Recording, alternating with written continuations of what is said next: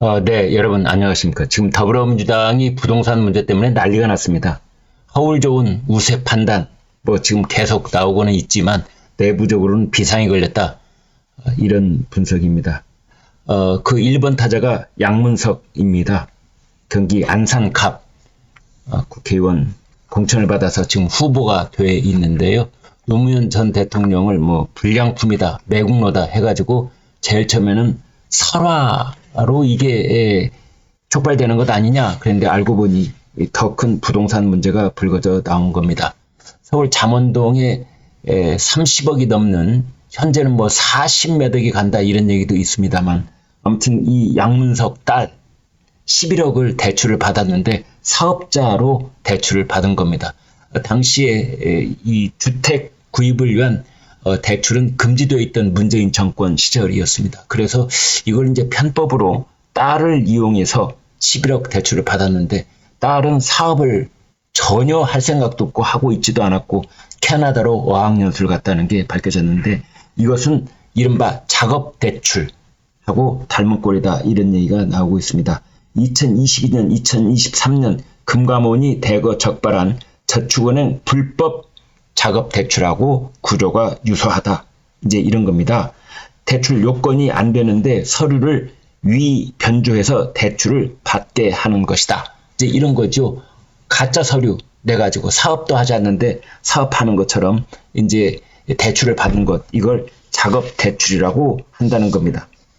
더더군다나 사업자 대출을 받은 다음에는 대출 받은 이후 3개월 이내에 내가 이러이러한 사업비 명목으로 그 돈을 쓰고 있습니다 라는 서류를 내야 되는데 그래서 우리 딸이 이 사업자 대출을 해서 잘 사업에 쓰고 있다라는 것을 하기 위해서 가짜로 5억 원어치 물품 구입서를 제출을 했다 이렇게 보이는 겁니다. 대출 목적과 달리 주택 구입 자금으로 쓴 사실이 드러날 경우 대출금을 회수당하다 보니 그걸 피하려고 허위 서류를 꾸민 것으로 보인다. 이제 이런 겁니다. 또 하나 양문석 씨는 이 원래 중앙선거관리위원회 재산신고를 할 때 공시 가격이 21억 그 다음에 실거래 가격이 31억 이렇게 돼 있을 때 높은 가격으로 신고하도록 딱 규정이 못 박혀 있습니다. 그런데 그 규정을 어기고 실거래가 31억이 아닌 공시가 21억으로 10억 원을 낮춰서 신고했다는 의혹도 불거져 있습니다. 그 다음에 지금 이제 크게 문제가 되고 있는 사람은 양부남이라는 사람입니다. 검사장 출신인데요. 이재명이 호위무사라고 불리는 사람, 대장동 변호사입니다. 이 사람은 서울 용산구 한남 3구역 이 재개발 주택을 두 아들에게 증여를 했습니다. 지하 1층, 지상 3층.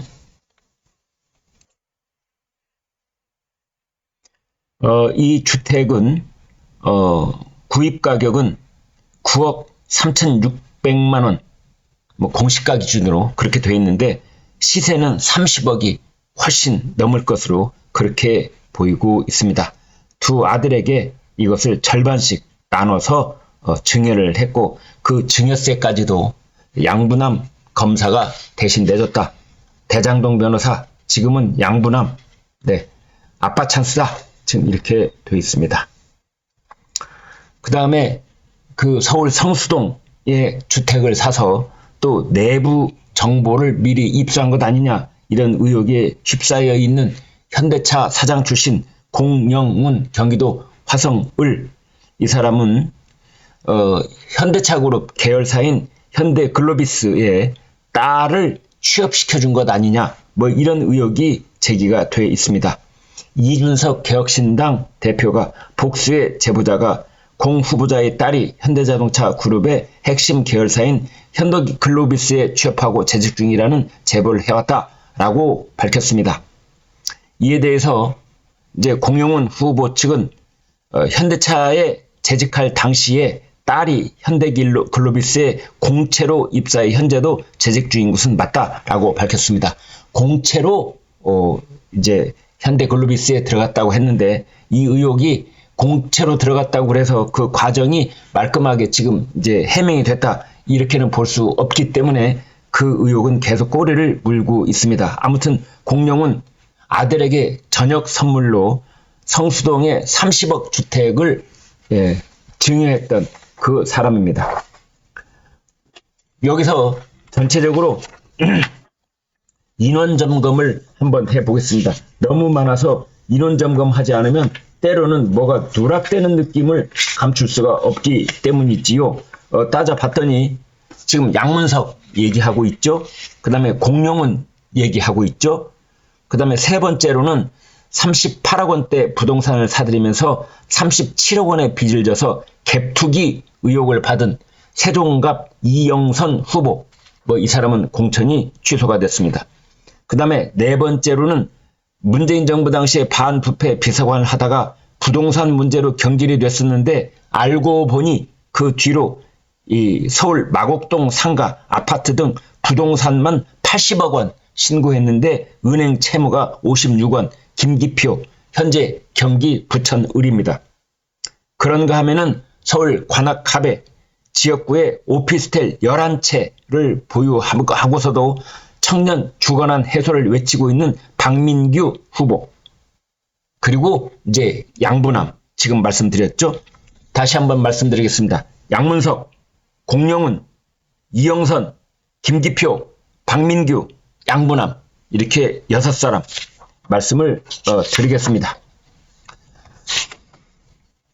사설 말씀드리겠습니다. 중앙일보가 이렇게 말했네요. 이번 논란에는 이재명 대표를 비롯한 지도부가 해당 후보가 대응할 것이라며 모르쇠로 일관하고 있다.